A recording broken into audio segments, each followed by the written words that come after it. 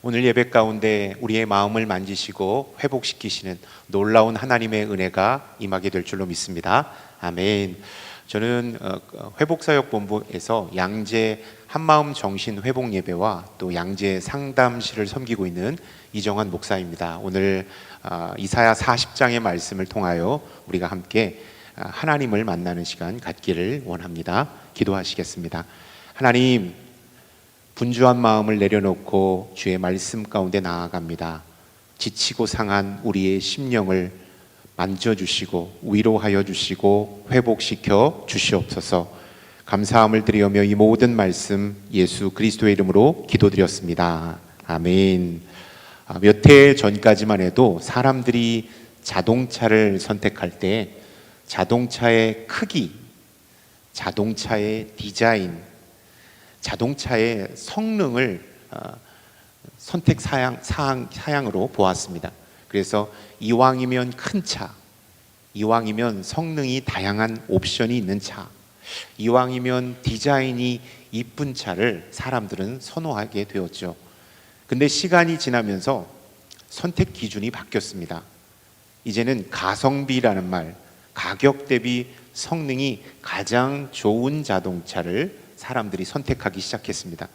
타면 탈수록 돈 버는 차, 즉 다시 말해서 기름을 적게 먹는 차를 사람들은 선호하게 되었죠. 그래서 가장 각광을 받는 차가 하이브리드 차입니다. 전기와 기름을 혼합적으로 사용해서 적은 기름으로 많은 거리를 달릴 수 있는 하이브리드 차를 선호하게 되었죠.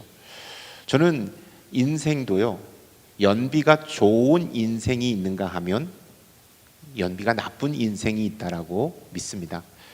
연비가 나쁜 인생은 어떤 인생인가? 열심히 살았습니다. 그 누구보다도 최선을 다해서 열심히 인생을 살았어요. 열심히 살았다면 행복은 자동으로 따라와야 되는 것 아니겠습니까? 최선을 다하여 내가 인생을 달려왔다면 기쁨과 삶의 만족은 자동으로 우리 가운데 쫓아와야 되는 것 아니겠습니까? 근데 최선을 다하여 열심히 살았는데 내 인생이 기쁨이 없는 겁니다. 최선을 다하여 열심히 인생을 살았는데 갑자기 우울과 무기력증 가운데 허덕이는 나를 발견하게 됩니다. 지금까지 승승장구하며 열심히 살았습니다. 근데 갑자기 어느 날 느닷없이 명예퇴직, 권고사직 통보를 받고 극심한 우울증에 빠졌어요. 자녀를 그 누구보다도 열심히 양육시키고 최선을 다하여 가정을 이끌었던 한 가정주부. 근데 어느 날 갑자기 삶의 무기력이 찾아왔어요. 우울증이 그의 인생을 덮었던 것을 보게 됩니다. 열심히 살았는데 행복이 없다면, 최선을 향하여 인생을 달려왔는데 내 안에 기쁨이 없다면 우리는 분명히 연비가 나쁜 인생을 사는 것일 겁니다. 저는 양재 상담실과 한마음 정신 회복 예배를 섬기면서요, 연비가 나쁜 성도님들을 참 많이 보았습니다. 그 누구보다도 열심히 인생을 사셨는데도 기쁨이 없고 아픔 가운데, 슬픔 가운데, 우울감으로 하루하루를 힘겹게 보내는 많은 분들을 보았습니다. 그분들의 공통점은 내면이 건강하지 않다라는 것, 내면이 메말라 있다라는 것을 발견하게 되었어요. 어떻게 하면 우리의 내면을 건강하게 할 수 있을까? 의사의 처방이나 한 알의 약과 주사로 우리의 내면이 건강해지지 않습니다. 우리의 내면은요, 하나님의 사랑, 나와 함께하는 사람들의 사랑, 인정, 존중, 관심, 이것을 받을 때 우리의 내면이 건강하게 된다라는 사실을 여러분에게 말씀드리길 원합니다. 하나님은 우리를 당신의 형상으로 창조하셨다라고 말씀하셨습니다. 하나님은 사랑 그 자체이십니다. 그렇기 때문에 우리 안에는 사랑의 DNA가 있습니다. 사랑받아야 우리는 건강해지고, 사랑받고 존중받아야 우리는 굳건하게 이 세상에 살아갈 수 있는 겁니다. 무시당하고 사랑받지 못하고 조롱당하고 왕따당하고 멸시당하고 크게 구타를 당하면 우리의 내면은 병들고 병들어서 이 세상을 힘겹게 살아갈 수밖에 없다라는 사실이죠. 여러분, 속이 건강해야 장수한다라는 말이 있죠. 마찬가지로 우리의 내면이 건강해야 우리는 정말로 이 세상을 행복하게 살아갈 수 있다라는 사실입니다. 저는 사역을 섬기면서 성도님들에게 하나님께서 주시는 그 마음을 받았습니다. 내 백성을 위로하라는 것. 상처받고 큰 슬픔과 아픔 가운데 있는 내 백성, 그 백성을 위로하라. 그 백성을 위로하라. 그 메시지를 하나님께서 저는 이 사역을 하면서 받았습니다. 그래서 이 사역을 하면서 어떻게 하면 하나님의 백성을 위로할 수 있을까? 그 백성, 하나님이 그토록 사랑하시는 내 백성을 어떻게 위로할 수 있을까라는 마음으로 제가 사역을 하면서 책을 하나 썼어요. 오늘은 이 책을 중심으로 해서 하나님이 우리를 위로하실 때 어떻게 위로하시는가를 여러분과 함께 말씀 속에서 함께 나누어 보길 원합니다. 조금 전에 우리 김창성 목사님과 함께 나눴던 말씀, 이사야 40장 1절부터 5절의 말씀, 이 말씀은요, 우리가 잘 알고 있는 것처럼 70년 바벨론 포로가 다 끝나고 돌아온 이스라엘 백성들을 이사야를 통하여 하나님이 위로하시고 끌어안으시고 함께 하시는 말씀입니다. 이스라엘 백성들은 70년 동안 바벨론 포로 생활을 해야만 했습니다. 자유를 박탈당했습니다. 노예로 눈치 보고 욕먹고 억울한 삶을 살아야만 했습니다. 또 오랫동안 고향과 집과 가족을 떠나 외로운 삶을 살아야 했습니다. 어찌 보면 이스라엘 백성들의 70년 생활은요, 상처 그 자체의 인생이었습니다. 찢기고 상하고 골마 터진 인생이 바로 이스라엘의 인생이었습니다. 하나님은 70년 엄청난 상처와 아픔을 겪고 돌아오는 그들에게 위로하라, 위로하라. 어찌 보면 이사야를 통하여서 이 말씀을 위로하라고 말씀하고 계시지만, 어찌 보면 하나님 자신이, 하나님 당신이 그 이스라엘 백성들 가운데 다가가서 마치 버선발로 다가가서 정말로 수고 많았다. 어휴, 우리 아들, 우리 딸, 너 정말로 힘들었지. 내가 너 아파할 때, 고통스러워할 때, 외롭다고 울부짖을 때 나도 함께 울었다. 너 정말로 고생 많았다. 70년 동안 너 정말로 수고 많았어. 내가 너와 함께 했어. 이제부터는 내가 끝까지 네 인생을 책임질 터이니 이제 힘을 내라, 용기를 내라. 여기가 끝이 아니야. 이렇게 하나님께서 위로하고 계시다라는 사실입니다. 하나님은요, 70년 동안 그들 밖에 계셨을까요? 아니요. 그들과 함께 계셨습니다. 아니, 그들 안에 계셨습니다. 그리고 그들과 함께 눈물을 흘리셨고, 그들과 함께 고통을 당하셨으며, 그들과 함께 크게 힘들어하고 계셨다라는 사실입니다. 왜 그럴 거라고 여러분 생각하십니까? 요한복음 14장 18절의 말씀이 이런 말씀이 있습니다. 내가 너희를 고아처럼 내버려 두지 않고 너희에게로 다시 오겠다. 하나님은 우리의 아버지가 되십니다. 우리의 부모님이 되세요. 여러분, 부모는요, 자식이 당하는 고통보다 훨씬 더 큰 고통을 당한다라는 것 아십니까?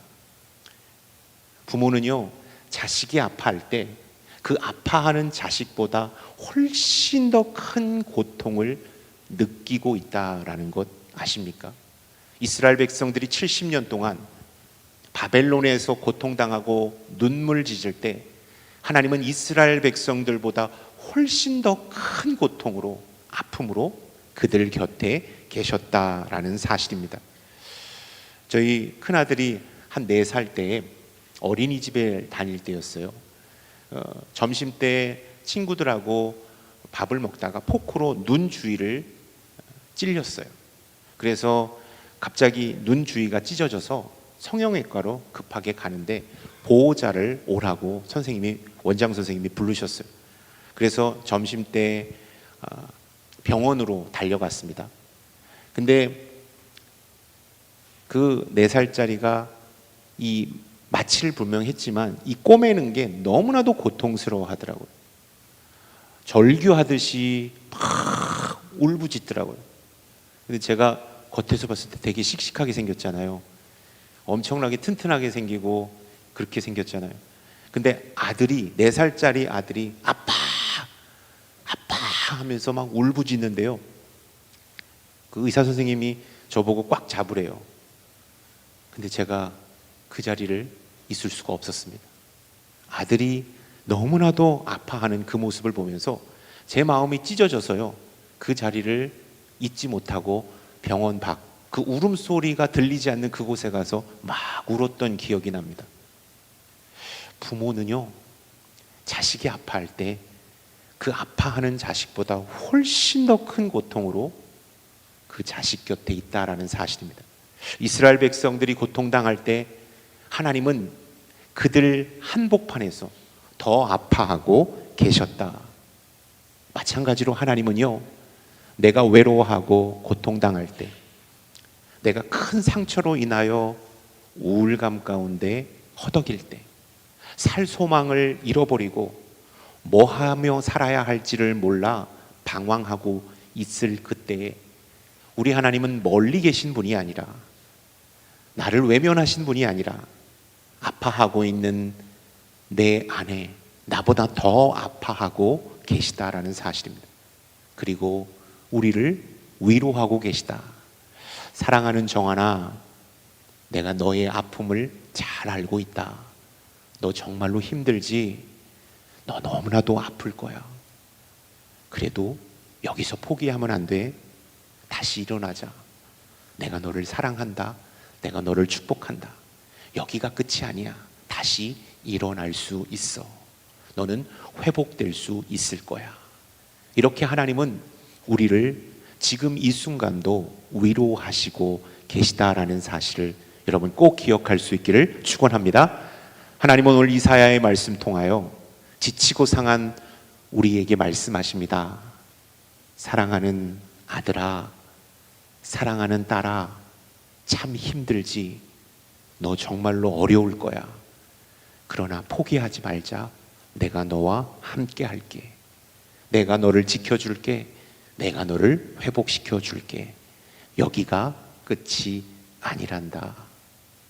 여러분, 그 음성을 오늘 듣는 우리 모두가 될 수 있기를 주님의 이름으로 축원합니다.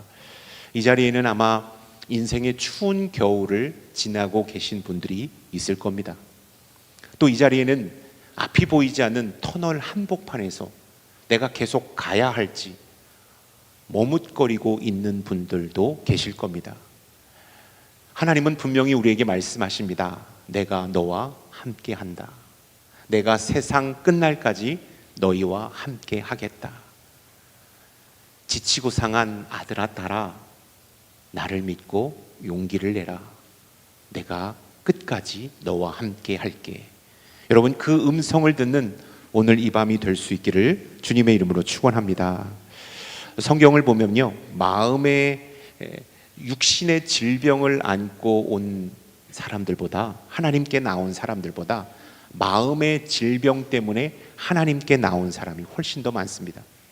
육신의 질병으로 인하여 하나님 앞에 나온 사람이 아니라 마음의 질병 때문에 하나님 앞에 나온 사람들이 너무나도 많습니다. 우리가 하나님 앞에 언제 더 가까이 갈까요? 인생의 광야를 만났을 때 아니겠습니까? 신명기 8장 2절부터 7절까지의 말씀에서 하나님께서 우리의 인생 가운데 광야를 허락하신 것, 고난을 허락하신 것은 우리를 고통 주기 위함이 아니라 하나님 아버지를 바라보게 하기 위함이다. 사람이 떡으로만 사는 인생이 아니라 하나님의 말씀으로 사는 인생임을 친히 가르쳐 주게 하기 위함이라고 말씀하셨습니다. 이스라엘 백성들에게 광야는 가장 고통스러운 시간이었습니다. 가장 추운 겨울이었습니다. 그런데요, 이스라엘 백성들에게 광야는 하나님과 친밀해지는 시간이었다라는 사실 아십니까? 하나님께서 날마다 인도하시는 구름 기둥과 불 기둥을 경험했던 시간이었던 것 아십니까? 하나님께서 내려주시는 만나와 메추라기의 기적을 날마다 체험했던 시간이었다라는 사실을 성경은 우리에게 가르쳐주고 있습니다. 그래서 우리 인생 가운데 만난 이 고난, 추운 광야와 같은 이 시간은 여러분, 내가 눈물로 고통 짓는 시간이 아니라, 내 신세를 한탄하는 시간이 아니라, 우리의 운명을 비관하는 시간이 아니라, 하나님을 원망하는 시간이 아니라 여호와 하나님을 바라보는 시간이 되어야 될 줄로 믿습니다. 하나님을 바라볼 때 광야에서 이스라엘 백성들이 기적을 체험하고 하나님의 인도하심을 경험했던 것처럼 우리가 인생의 가장 추운 이 고난 한복판에서 하나님을 바라볼 때 하나님께서 우리를 위로하시고 우리에게 만나와 메추라기를 허락해 주실 줄로 믿습니다. 또한 구름 기둥과 불 기둥으로 우리의 인생을 인도해 주실 줄로 믿습니다. 아멘. 제가 사실은 이 내 마음이 아픕니다 라는 책을 쓰고 나서요, 한 2달 전에 왼쪽 눈 시신경에 염증이 갑자기 들어왔습니다. 그래서 왼쪽 눈 자체가 안 보였어요. 지금도 반 정도는 보이고 많이 돌아왔지만 이 2달 동안 아예 왼쪽 눈 자체가 안 보였어요. 어느 날 갑자기 왼쪽 눈이 뿌옇게 보이는 게 아닙니다. 희미하게 보이는 게 아니라 아예 안 보이게 됐어요. 사람들이 깜짝 놀랐죠. 어제까지만 해도 잘 보였던 눈이 지금 왼쪽 눈이 아예 안 보이기 시작하는 거예요. 그래서 저는 병원에 입원해서 며칠 동안 치료받고 잘 쉬면 금방 회복될 것이라고 생각하고 아주 편안하게 있었습니다. 근데 3일이 지나고 4일이 지나도 좀처럼 호전될 기미가 보이지 않는 거예요. 고용량의 약을 투약해도 이 염증이 사그라들지 않는 것을 경험했어요. 그때는 두려움이 확 몰려오더라고요. 너무나도 답답하더라고요. 그때 하나님께서 주시는 사인은요, 아버지 하나님 앞에 나아오라는 거예요. 그래서 제가 병원에 입원했을 때 그 전까지는 그냥 편안하게 병실 생활하다가 일과표를 짰어요. 경건 일과표. 몇 시에 기상하고 몇 시에 하나님 만나고 말씀 읽고 기도하고, 나만의 이 경건의 자리를 만들어서 그 시간을 확보했습니다. 하나님 앞에 기도했고 하나님 앞에 나아갔어요. 근데 가장 힘든 시간인데 가장 행복한 시간이더라고요. 나를 기다리시는 하나님을 제가 그 시간 만났습니다. 분주하게 초심을 잃어버리고 열심히 내달렸지만 지치고 상한 나에게 하나님께서 주시는 선물이구나. 이 시간은 하나님께서 나에게 주시는 선물이구나. 하나님께서 주시는 선물을 제가 잘 받았습니다. 그리고 하나님을 깊이 만났어요. 너무나도 좋더라고요. 그러면서 하나님께서 제게 주신 것이요, 살을 확실하게 빼주셨어요. 제가 너무나도 뚱뚱했는데요, 지금 몰라볼 정도로 슬림해졌다는 것. 목사님, 그게 슬림해진 거예요? 그전에는 너무 뚱뚱했었어요. 뚱뚱했는데 제가 그 경건 시간, 이 고난의 시간 동안 하나님 아버지하고 친밀한 시간을 가지면서 하나님께서 살도 빼게 해주시고 제 안에 있는 모든 거품들을 다 제거해 주셨어요. 그래서 저는 정말로 행복한 시간을 이 고난 가운데 받아 누리고 있습니다. 그리고 하나님께서 주신 것, 정환아, 너 내 백성을 위로하라고 했던 말 기억하니? 내 백성이 얼마나 힘든지를 너는 알고 있니? 지금 이렇게 갑작스럽게 눈이 안 보이고 답답한 이 심정, 내 백성이 얼마나 고통 가운데 있는지를 한번 느껴봐라. 내 백성이 이렇게 힘들단다, 이렇게 답답하단다. 이 마음을 하나님께서 주시기 위하여 저에게 이러한 시간을 허락해 주셨다고 생각합니다. 많은 분들이 기도해 주시고 또 잘 치료받고 있어서 회복되고는 있습니다. 정말로 많이 회복이 되었어요. 그러면서 제가 이 시간을 통하여서 고난은 고통의 시간이 아니라 우리 가운데 하나님을 만나도록 허락해 주시는 시간이다라는 사실입니다. 이 자리에 앉아 계신 여러분들, 여러분 하나님을 만나는 축복이 우리들 가운데 있기를 축원합니다. 아멘. 우리는 참 인생을 살면서요, 우리 안에 상처와 아픔을 가지고 인생을 살아갑니다.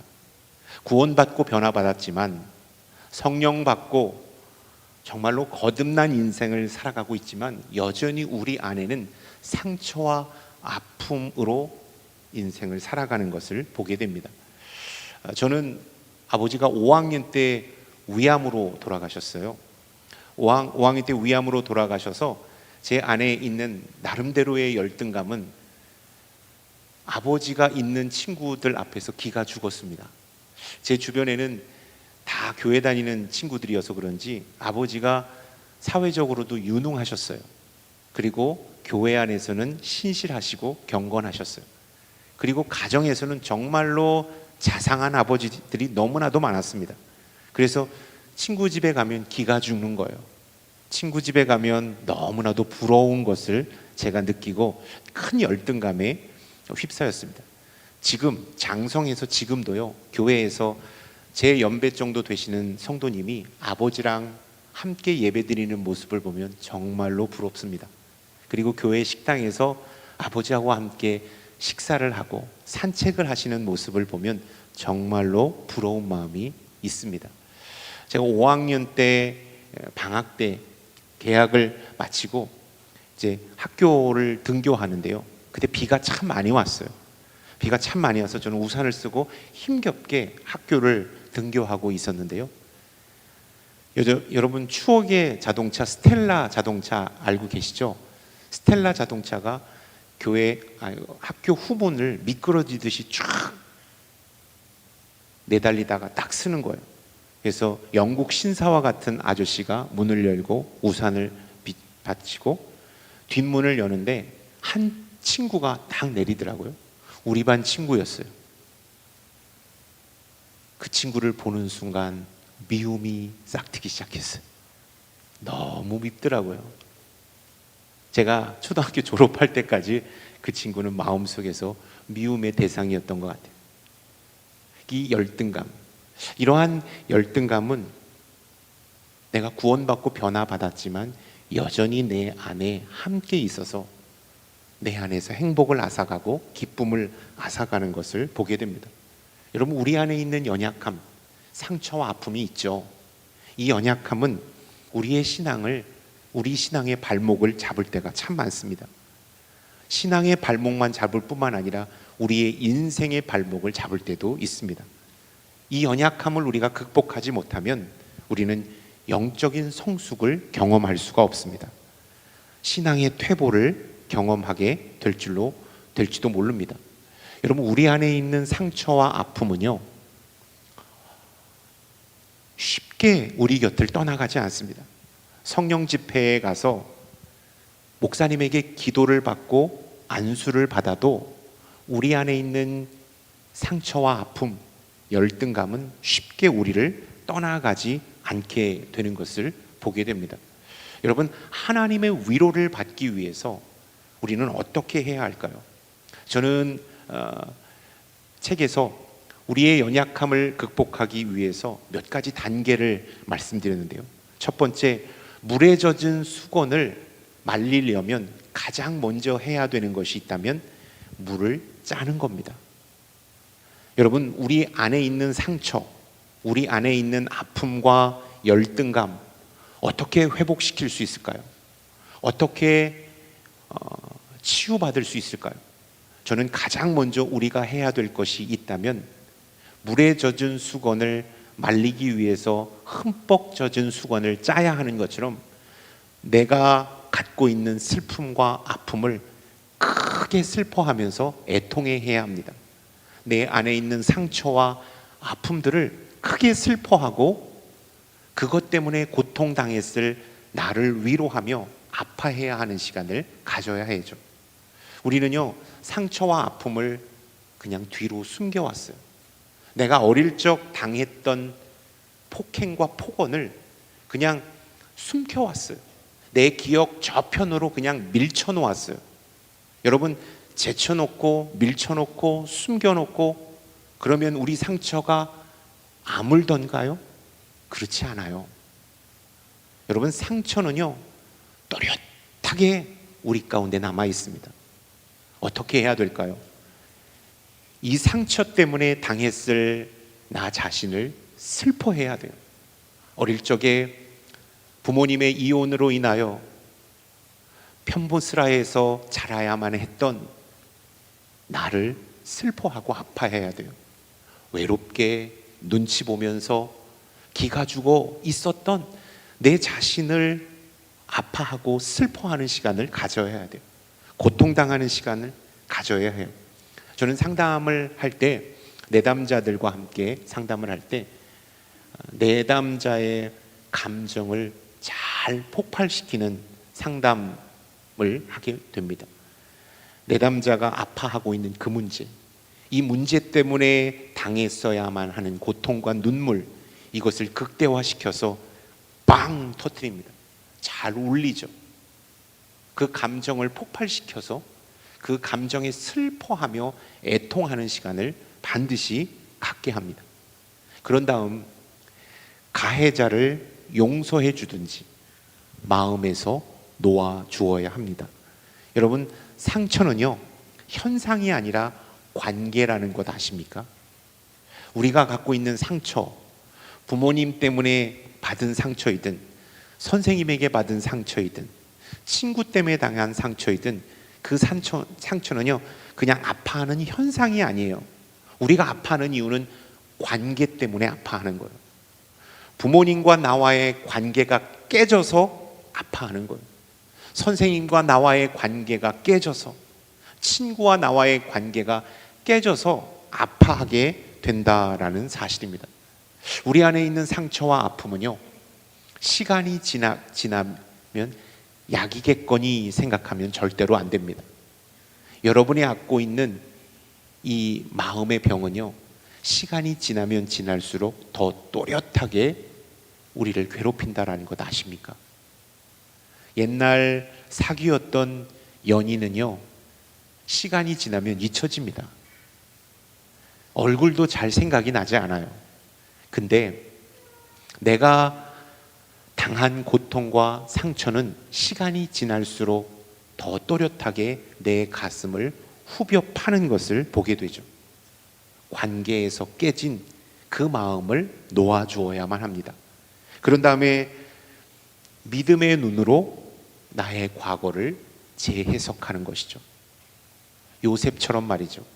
요셉은 형들의 미움을 사서 애굽으로 팔려가서 20년 동안 타향살이를 해야만 했습니다.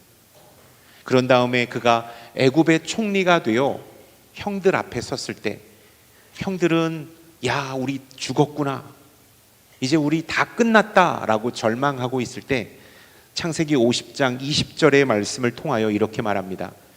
형님들 저를 해치려고 악을 꾀했지만 그것은 형님들이 한 것이 아니라 하나님께서 하신 작품입니다.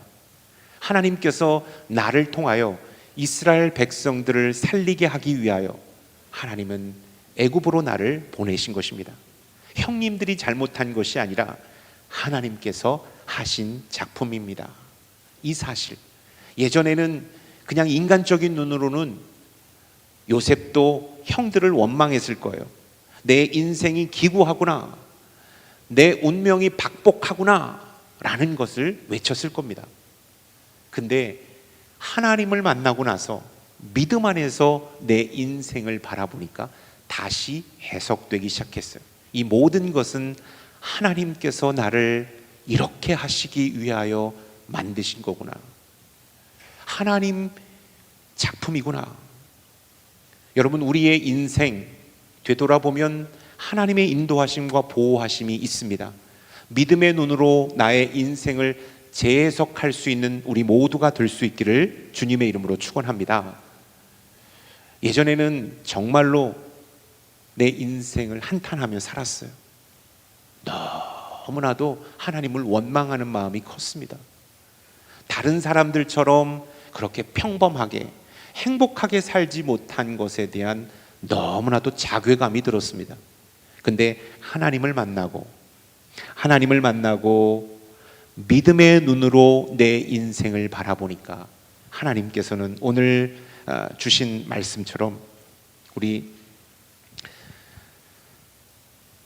3절과 4절과 5절의 말씀 제가 한번 읽겠습니다. 한 소리가 외친다. 광야에서 여호와의 길을 내라. 사막에 우리의 하나님께서 오신 큰 길을 곧게 닦으라.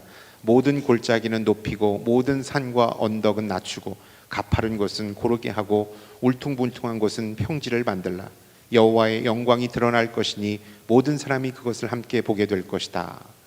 하나님께서 믿음의 눈으로 내 인생을 보니까 울퉁불퉁한 것을 평탄하게, 높이 솟았던 것을 낮추고 낮았던 것을 다시 곧게 하는 그러한 역사를 만들어 가고 계셨다라는 사실을 발견하게 됩니다.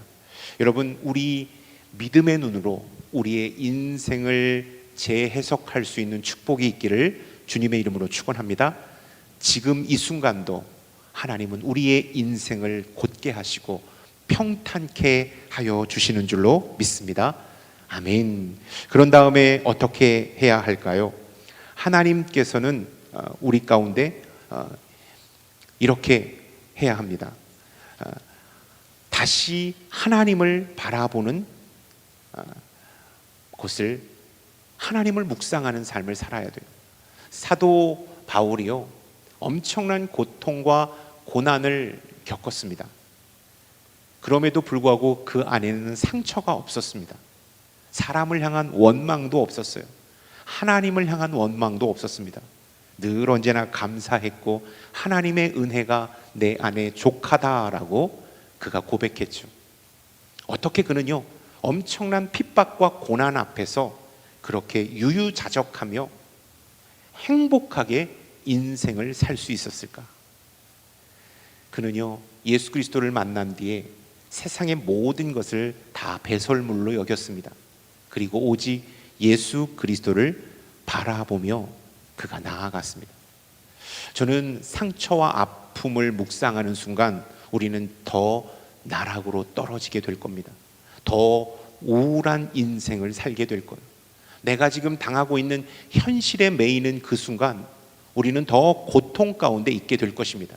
그러나 여러분, 믿음의 눈으로 나의 인생을 재해석한 다음에 여호와 하나님을 바라보는 저와 여러분들이 될 수 있기를 축원합니다.